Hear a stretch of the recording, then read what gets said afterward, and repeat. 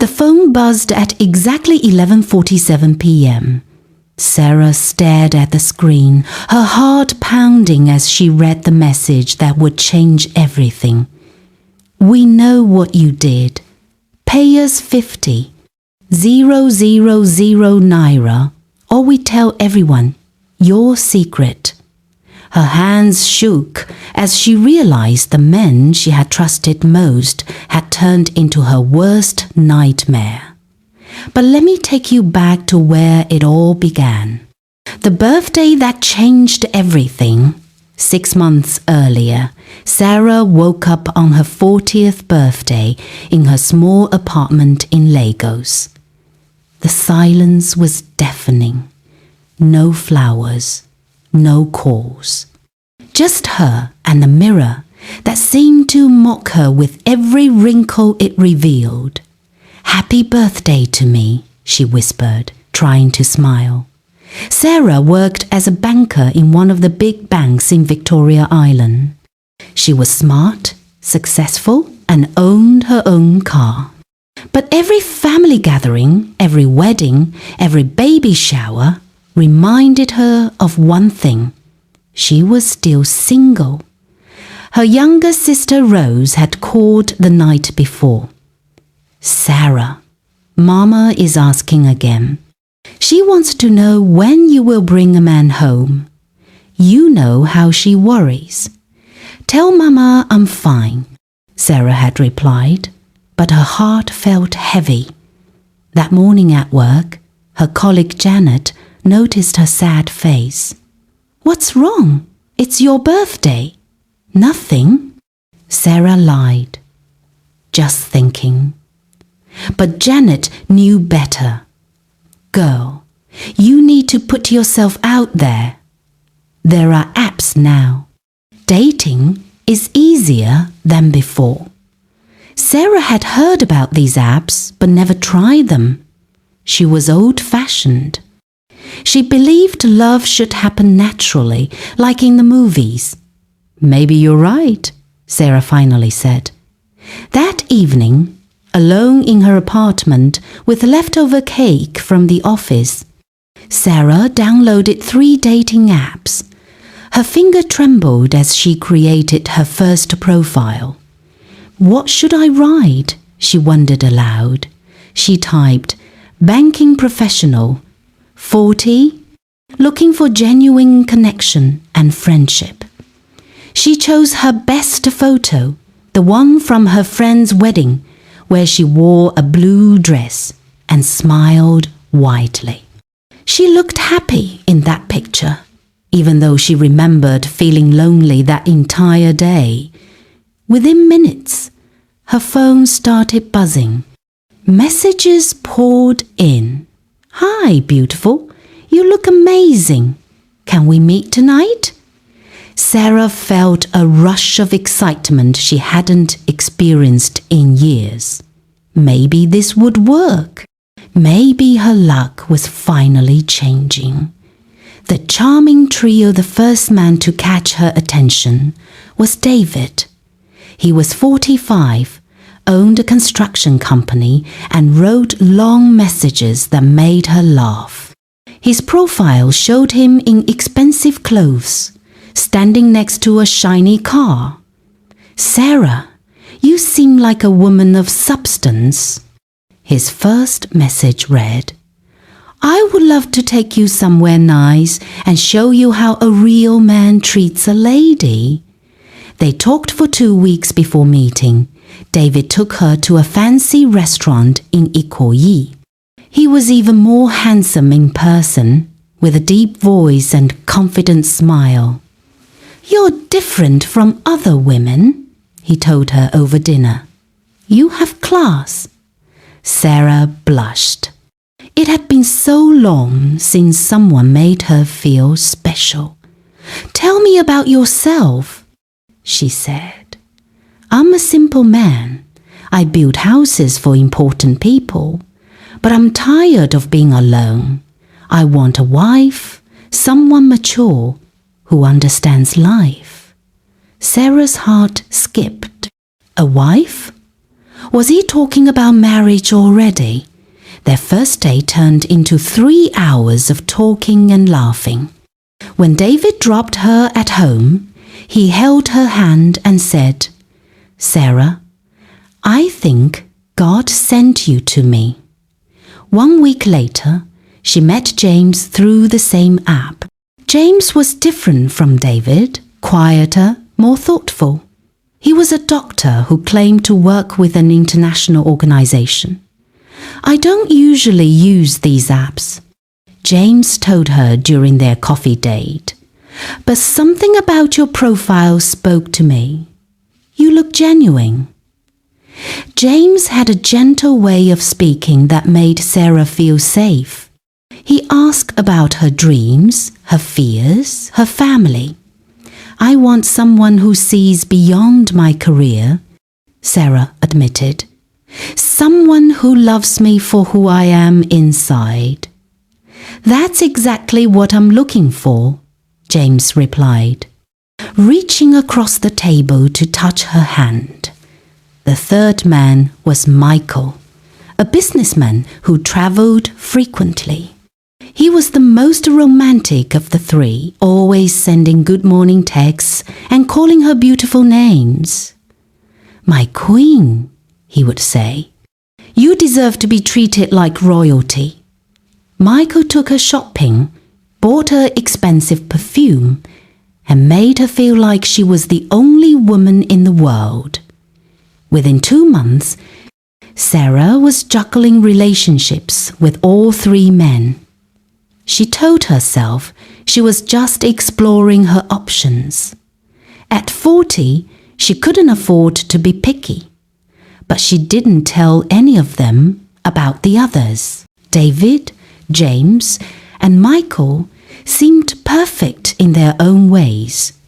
They were everything Sarah had prayed for: successful, mature, and interested in marriage.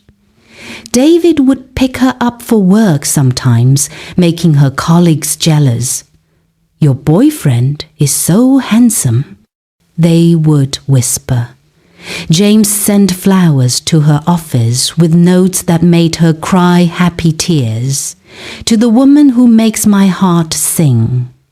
One note read, "Michael called her every night before bed.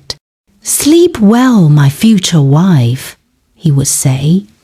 Sarah felt like she was living in a dream. After years of being single, she certainly had 3 men fighting for her attention. But something strange started happening. All 3 men began asking similar questions. "Sarah, you work in a bank. You must handle a lot of money," David said during one of their dates. "I just do regular banking work," Sarah replied. "But you can access accounts, right? For your job?" Sarah felt uncomfortable. "Why are you asking? Just curious about what my future wife does." David smiled, but his eyes looked different. A week later, James brought up the same topic. "Working in a bank must be interesting. You probably see how rich people manage their money." "It's just work," Sarah said. "Nothing special. Come on, don't be modest." "You must have access to important information." Even Michael, the romantic one, started asking weird questions. "My queen, if someone wanted to make a big transaction, could you help them do it quietly?" Sarah's stomach turned. "Michael, what are you talking about?" "Nothing serious, just thinking about business opportunities." Sarah began to notice other strange things. None of the 3 men had ever invited her to their homes. They always met her at restaurants or hotels. When she asked to meet their friends or families, they always had excuses. "My family lives far away," David would say. "My friends are traveling," James would claim. "Soon, my queen, Soon Michael would promise, but soon never came. One Saturday evening, Sarah was having dinner with David when she saw something that made her blood freeze. A familiar figure walked into the restaurant with a woman. It was James, her gentle doctor, kissing another woman passionately. Sarah's hands started shaking. "Excuse me," she told David. "I need to use the restroom." Instead, she walked closer to James's table. The woman with him was young, maybe 25, and she was showing him something on her phone. "The bank girl is perfect," Sarah heard the woman say. "She trusts you completely. When do we make the move?" "Soon," James replied.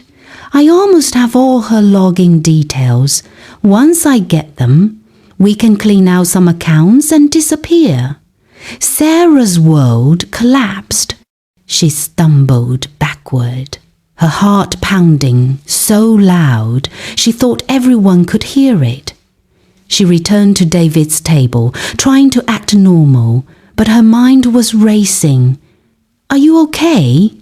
David asked. "You look pale."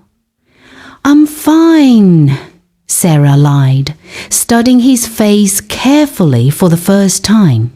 Something in his eyes looked calculating, predatory. That night, she couldn't sleep. She kept thinking about all the questions, all the coincidences, all the things that didn't add up. The next morning, she decided to do something that would reveal the truth. She called Michael. "Hi, baby. Can we meet today? I miss you." "Of course, my queen." "Where?" "Let's go to the new mall in Lekki, around 2 p.m. Then she called James. "Can we have lunch today? I want to see you." "I would love that. Where should we meet?" "The new mall in Lekki, 2 p.m. Finally, she called David. "I'm feeling lonely. Can we spend the afternoon together?" "Anything for you. Where?" "The mall in Lekki, 2 p.m. Sarah arrived at the mall early and positioned herself where she could see the main entrance. Her heart was beating so fast she thought she might faint. At exactly 2 p.m., she saw David walking, looking around for her. 5 minutes later, James entered from another door. And then, like something from her worst nightmare, Michael appeared. Sarah watched in horror as the three men spotted each other. Instead of looking surprised, they nodded at each other like old friends. They walked to a corner cafe and sat together at one table. Sarah moved closer, hiding behind a pillar, straining to hear their conversation. "The bank girl is getting suspicious," David said. "I noticed too," James replied. "Yesterday she seemed different. We need to speed up the plan," Michael added. "I almost have her bank passwords. She types them when I'm around, thinking I'm not paying attention." "Good. Once we get into the system, we take what we need and cut her loose," David said coldly. "What if she goes to the police?" James asked. Michael smiled cruelly. "That's why we have the photos." Sarah's blood turned to ice. "What photos?" "The ones from the hotel room last week," Michael continued. "She doesn't remember, but we drugged her drink slightly. Nothing harmful, just enough to make her sleep. We took some compromising photos.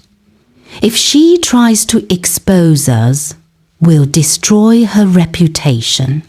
Sarah's knees almost gave out. She remembered that night. Michael had taken her to dinner and she had felt dizzy afterward. He had offered to get her a hotel room to rest. She had woken up the next morning fully clothed, but couldn't remember how she got there. Perfect, David laughed. Banking job, clean reputation, no close family watching her every move. She was the ideal target. 3 months of romance. And now we're ready for the payoff, James said. She'll give us the access we need, or everyone will see those photos. Sarah had heard enough. She stumbled out of the mall, got into her car, and drove home with tears streaming down her face. Everything had been a lie.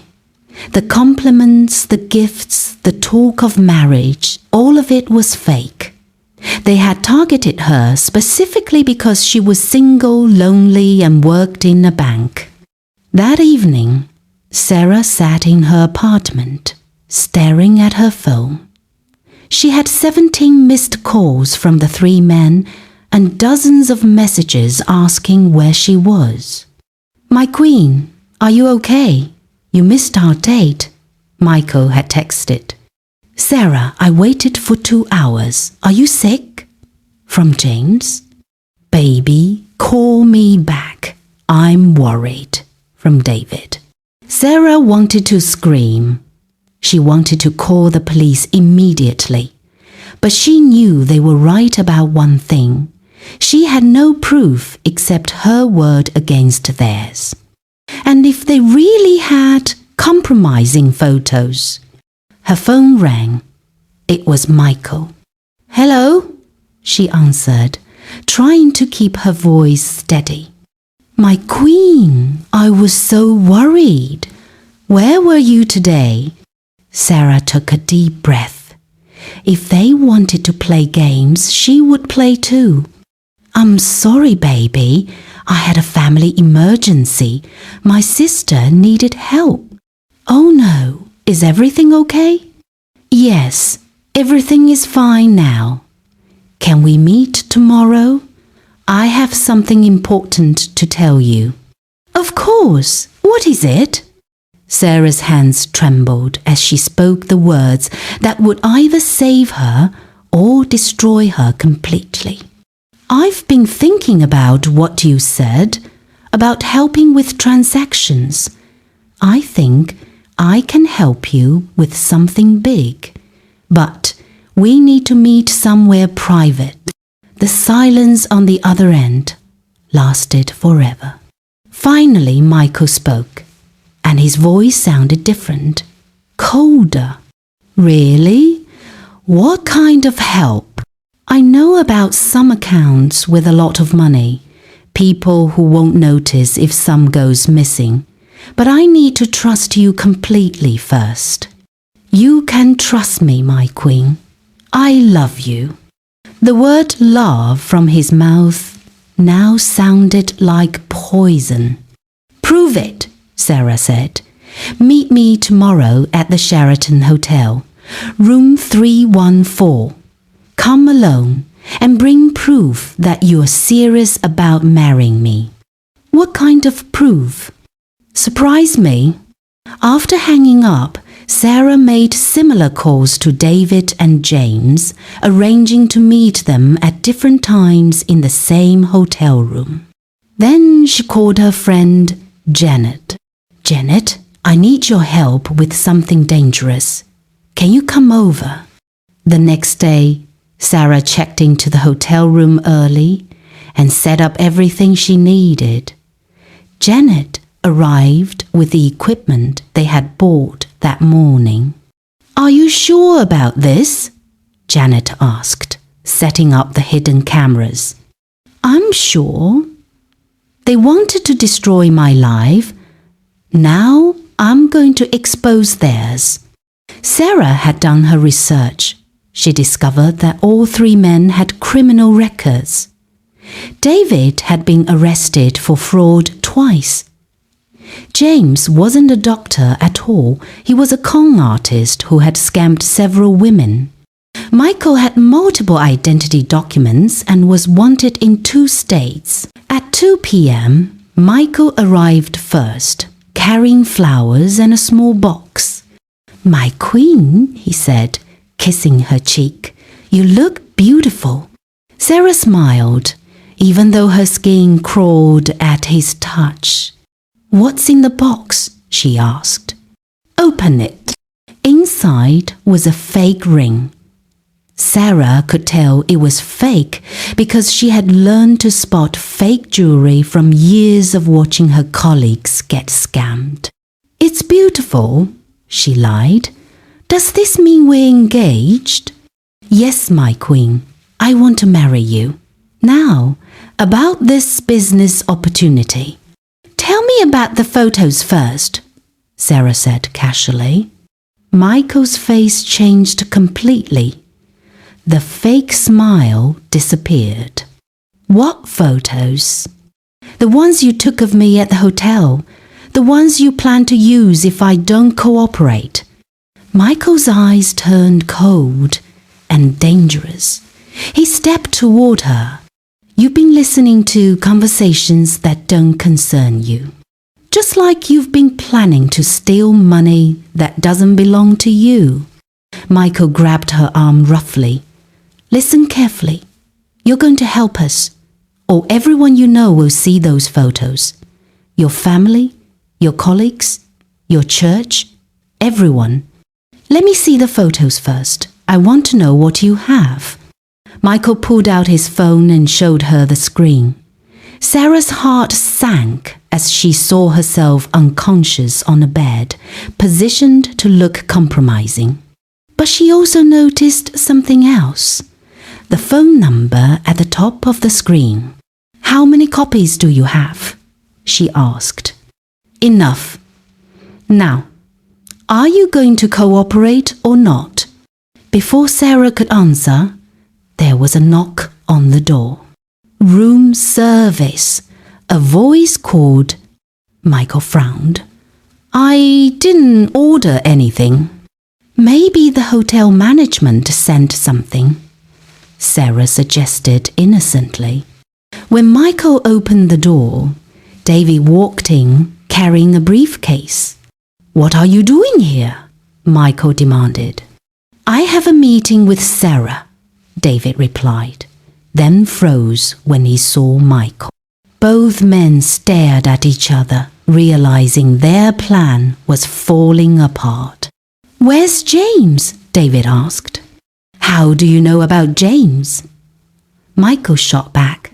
Sarah watched them turn on each other, just as she had hoped. Another knock came at the door. This time, James entered without waiting for permission.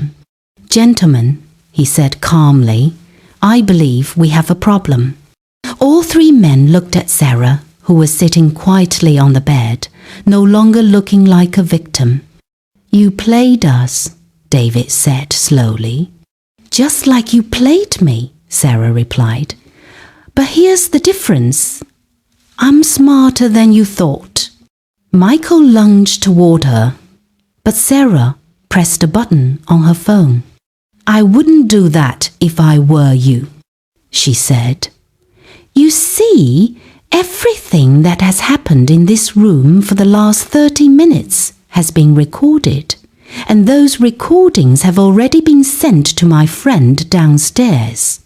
The three men froze. "Furthermore," Sarah continued, standing up, "I know your real names, your criminal records, and I have evidence of your plan to steal money from my bank."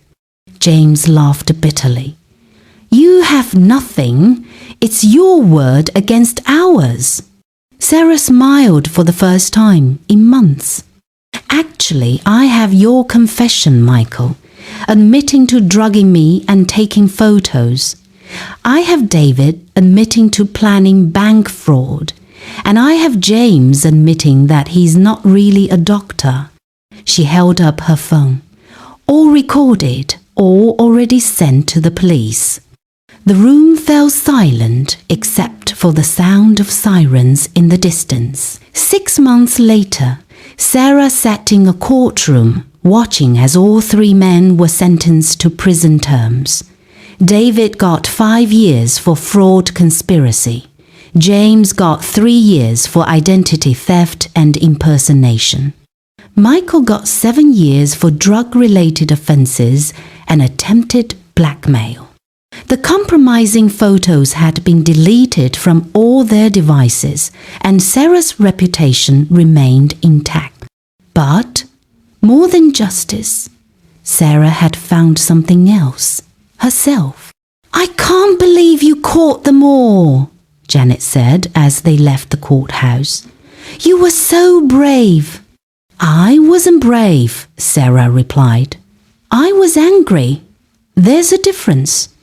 The story had spread throughout Lagos, but not in the way the men had planned.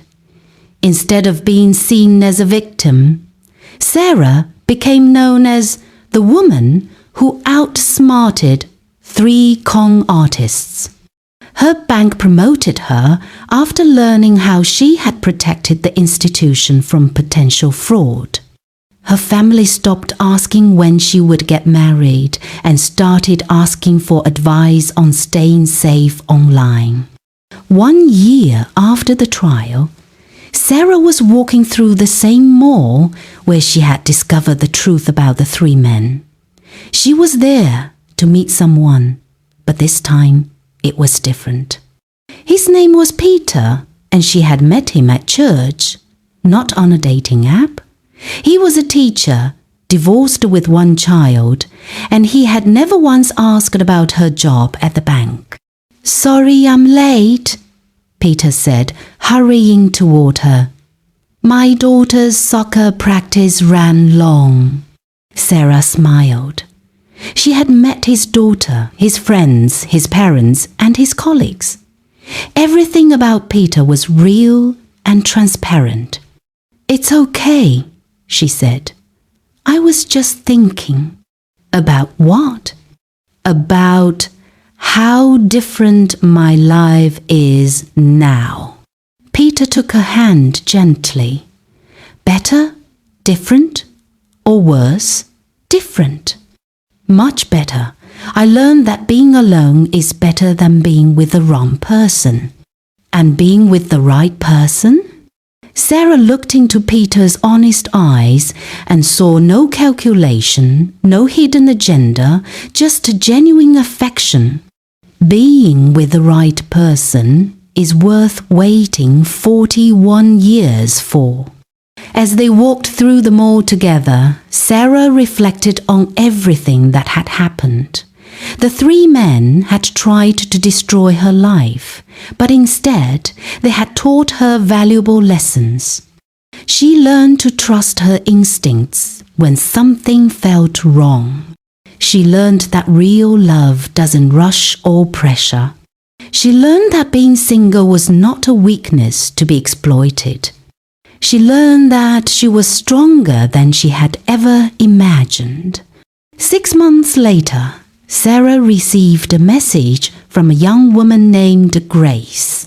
"Hi, I saw your story in the news. I think I'm being scammed by someone I met online. He's asking about my job and wants to meet in private places. Can you help me?" Sarah immediately called Grace and spent 2 hours explaining all the warning signs she wished she had known. That conversation led to Sarah starting a support group for women who had been targeted by romance scammers.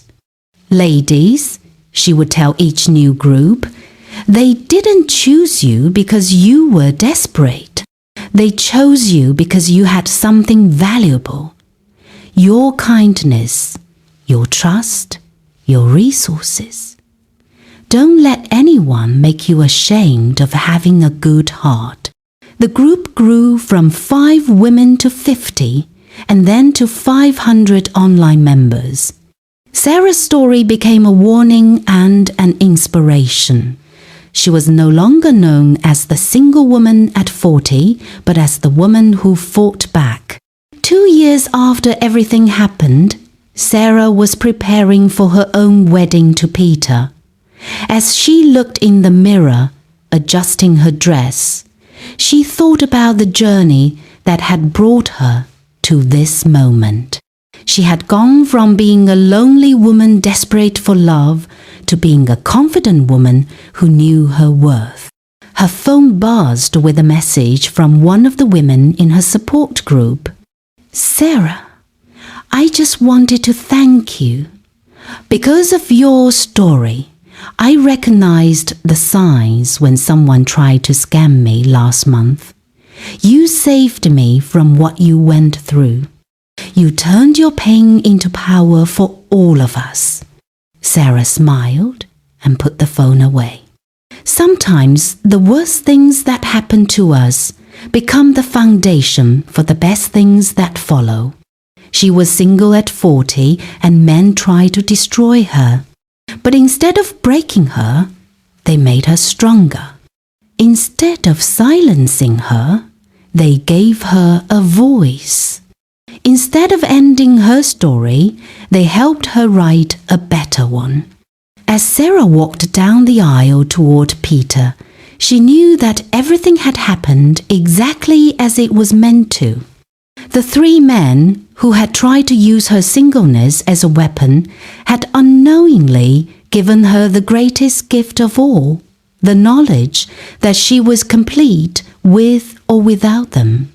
And that knowledge made her truly free. Thank you for watching this story. Share your thoughts in the comment section below. Give this story a thumbs up if it resonated with you, and share it with your loved ones to help them stay safe in the dating world. Subscribe to this channel for more inspiring stories of triumph over adversity. Until I bring another story your way, remember, you are stronger than you know.